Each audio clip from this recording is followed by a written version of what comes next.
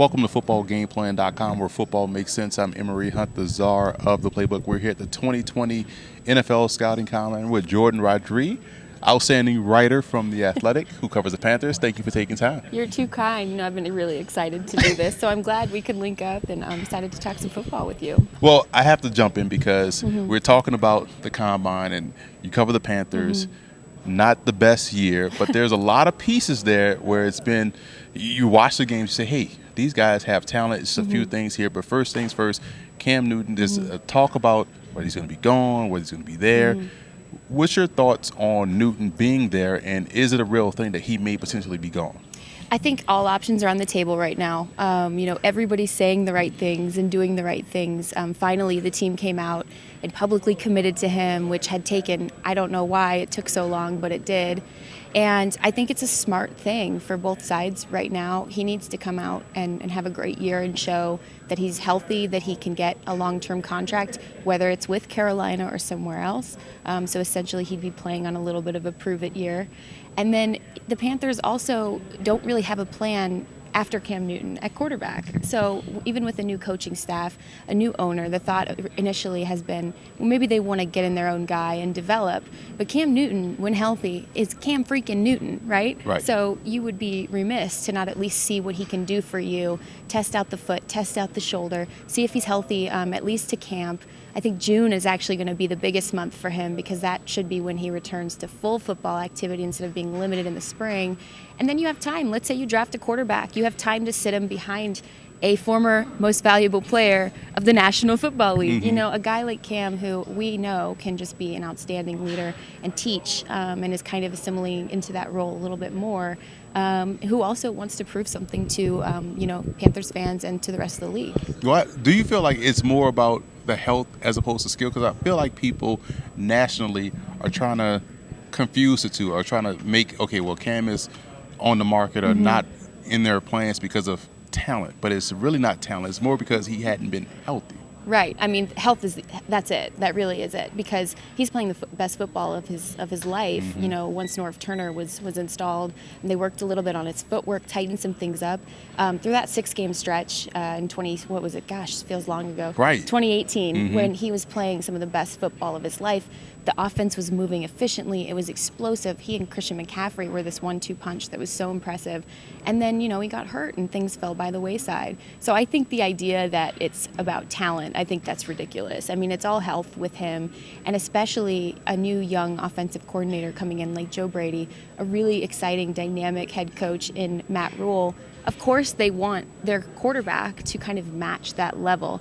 And putting a guy like Cam Newton in a Joe Brady offense, I think, could be something really exciting. And they won't know what they have till they see it. So it's good that they're kind of being patient and trying to see it and see what they have, especially as it comes to his health. Yeah, you talk about Matt Rule, the new head coach there at Temple, from Temple, but also from Baylor. I say Temple because that's what I remember covering him down there at Temple. And glad he got that opportunity to go to a higher profile program, even though I kind of wanted him to stay at Temple because he built the bully down there on Broad Street.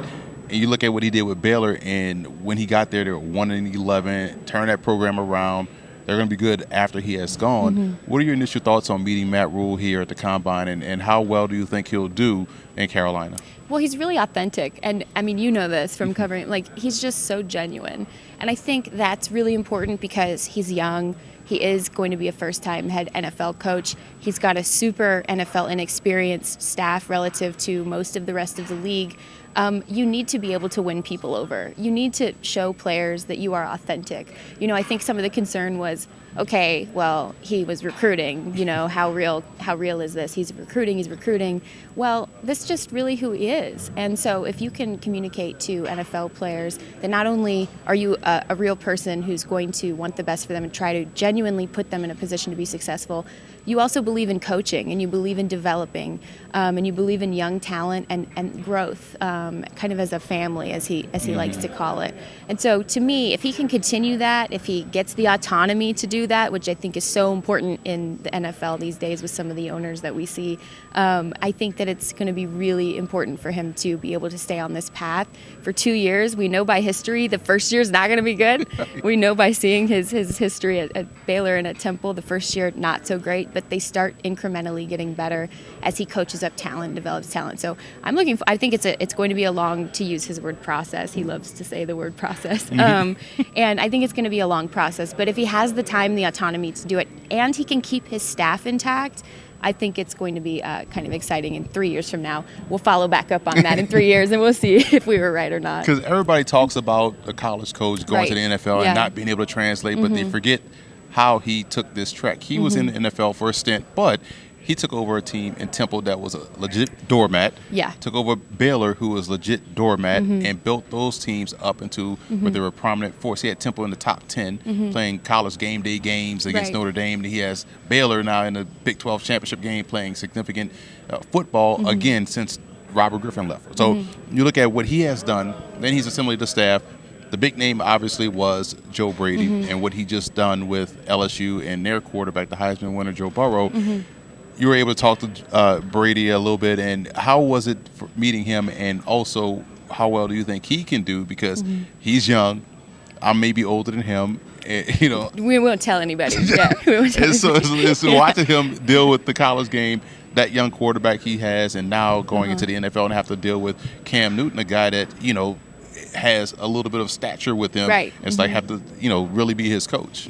Yeah, when I first saw him and met him, I was like, what am I doing with my life? You know, this guy's 30. Like, what have I done with my life? What am I doing? So you have that existential crisis for a second when you see him.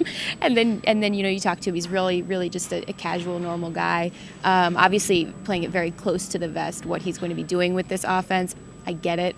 But he needs every advantage he can get, kind of jumping into this pool of sharks that he's getting into right now. And again, I think, you know, if he can stay intact with the staff, I think that this is someone who I kind of compare him to one of Matt Rule's like young, bright recruits, right? Right. Matt Rule's a guy who he likes to identify and see talent and to help develop that talent and give that talent the tools to develop into what their potential could be. And so while I don't think it's going to be easy going for Joe Brady, and I don't think you're going to see, you know, them light it up, you know, the first year or 2 years, you know, we know they could beat Clemson right now. At Right, least, exactly, right. But, you know, you're not going to see that. You're going to see lots of pieces starting to come together and trying to get in sync with each other and develop a rapport and a rhythm. He hasn't called a full game, so he needs to work on that and practice that. Things like that take a little bit of time to come together, but I really liken it to what Matt Rule does with young prospects and young recruits in terms of coaching them up, making them feel supported, putting a good team and staff around them so that they basically cannot fail. And so I think that you're going to see that with Joe Brady as well, because the mind is there. Just putting it all together, I think, is going to be what again, to use his word, the process will be. Yeah. What I like about your work is that you have a significant pulse on the team. Thank you. And reading your work at The Athletic is about, like, man, I see it from a talent perspective, right? I look at pieces and how they fit together and just, okay, this should happen. You are actually giving the behind the scenes, like, this is why it's going to happen. So you have a significant idea of what's going on, what they truly need. So from that perspective, we're here at the Combine. It's a draft season. Team needs, what would you say is the biggest team need for Carolina? Everything.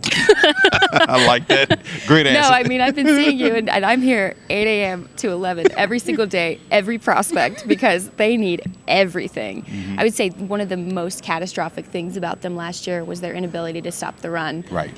Teams were starting to refer to Carolina behind their backs as a get-right team, meaning you play Carolina and all your worries are gone. Right. And so that's embarrassing, and that really starts up front. They had a lot of injuries. Obviously, the defensive shift happened, and they struggled just heavily against the run. I would see them going defense very early on. If they decide they're not going to draft a quarterback to go behind Cam and wait behind Cam, they, I think, will go defense first and very heavily defensively focused in the first round, 2 rounds. If they trade back, those picks, I think, will be defense. Matt Rule loves athletes, defensive athletes, guys like Derek Brown, Javon Kinlaw, Isaiah Simmons. I feel like they're drooling over behind closed doors because of his positionless ability. And that's the kind of player they're looking for, dynamic, game-changing. can we please, for the love of God, fix this, players? And there's luckily for them, there's a bunch of those guys in the draft, and I really love following your work on it because it makes me sound smarter when I'm asking them questions, because I'm like, what about that guy?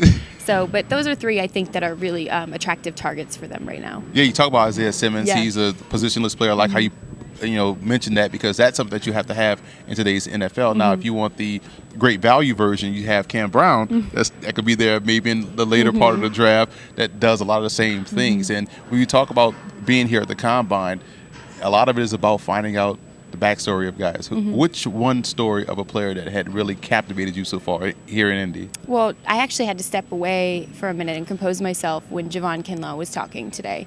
I asked him, because everyone knows by now his story about he was growing up homeless and just really tough upbringing, went through so much adversity and faced so much as a very young child, then had to process all of that as an adult, and then now has his own daughter where he's trying to make sure she has a better life. Well, today I asked him a question. I asked him, what would you, if you were walking down the street, you ran into your 11-year-old self, what would you say to that kid right now? And he got a little emotional, and he said, I would just say, keep going. I would say, do you, you're a good person, you have good instincts, and just keep going. I know a lot of people are probably going to make fun of you because you don't have a lot of clothes, you wear the same thing, but just keep going. I had to step away. I mean, I was overcome. I had to step away, because imagine that. I can't. Right. And so for him to be here and for that platform to be amplified to where kids who are going through a hard time or are dealing with circumstances that are outside of their control, and they can't understand why the world is treating them this way, to see somebody like him come from a platform of strength, that I made it through this, I think that's so important. I think NFL teams, want to put all of their marketing behind a guy like that. And I think he could really be a big impact on the field and in the community somewhere. Yeah, that's the type of guy you root for, Yeah. both on and off the field, because he's the type of story that everyone wants to watch and believe in. And it's like, hey, he reminds me of myself, or some aspect of his story reminds me of what I went through. And seeing guys like that have success is always a glorious thing. Jordan, this has been fun. I wish we could do this more. We should be able to do this more. This is so great. It's so easy to talk to you, and so easy to just talk ball with you and just go through all the Panthers needs. And we're going to have you back on the show later on in the spring as free agency happens, and now we have a clearer picture of where they're really going to go. Right. And you're going to be there on the pulse of everything. Where can people follow you on social media? People can follow me on Twitter at Jordan Rodrigue. It's a tricky one because it's JOURDAN. All the wrongs. I always get, and then Rodrigue, RODRIGUE, The Athletic Carolina. And I really appreciate being on with you today. This was so much fun. Not a problem. What you got coming down the pike so people can be prepared for? Yeah, so a lot of columns about what's happening for them in free agency and the draft. This coaching search is absolutely my number one this coaching staff being in place is my number one priority right now. Getting to know those guys, what kind of talent they identify, what they're like behind closed doors, who they are as human beings. That's my human interest story in that. And then also, big picture. I mean, this is a franchise that's becoming a regional brand more so than ever before. David Tepper, the owner, has made some pretty serious changes in both Carolinas, lots more coming down the pipe here. And so for me, covering the football side and the business side to try to give fans a really clear picture of what's going on is something I'm really lucky to do at the Athletic Carolina. Yeah, I can't wait to read all of it and share, support, because you do great work. And we'll take another break and be back with more Football Game Plan here. But be sure to follow me on all of my social media accounts. Subscribe to the Football Game Plan Network located at youtube.com/footballgameplan, and also subscribe on iTunes to Football Game Plan Podcast and leave us a 5-star rating.